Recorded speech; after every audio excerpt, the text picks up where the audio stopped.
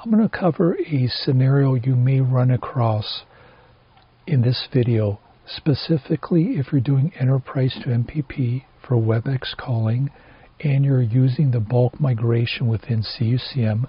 So basically the phones are CUCM registered phones. And we're going to assume we've done all these steps, steps 1, 2, 3, 4, 5, 6, and then we get to step 7. And we're ready to copy and paste the load server cloudupgrader.webex.com. So if we go to our CUCM bulk administration, phones, update phones, custom file. And in this case, I'm going to select what I'm calling test 1. I'm going to hit next.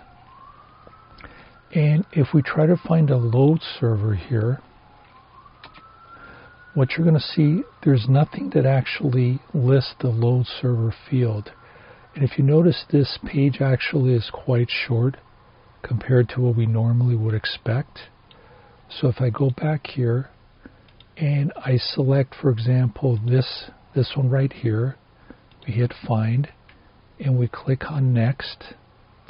And then if we go and do a search for load server, you'll notice now we have the field where we can actually copy and paste the cloudupgrader.webex.com. And then obviously we would go ahead and enable both of these items right here, check boxes.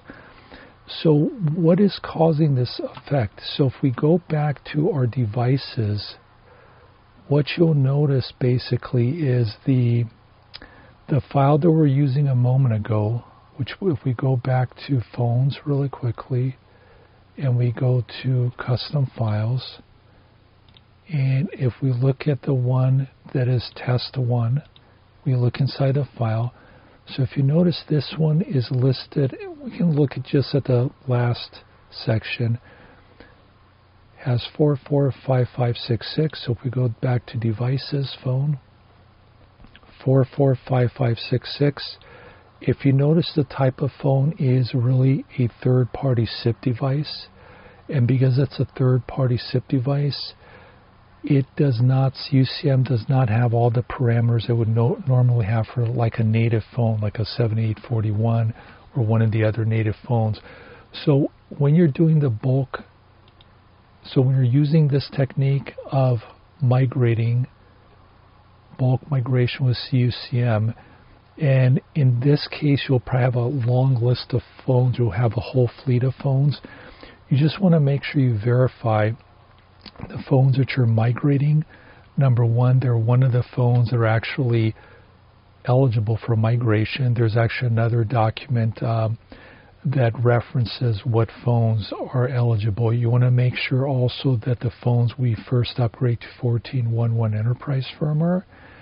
And then obviously the syndrome I was showing you, want to make sure that the phones, if you scoped out for the bulk migration, they're all within the eligible phones so you don't run into the syndrome.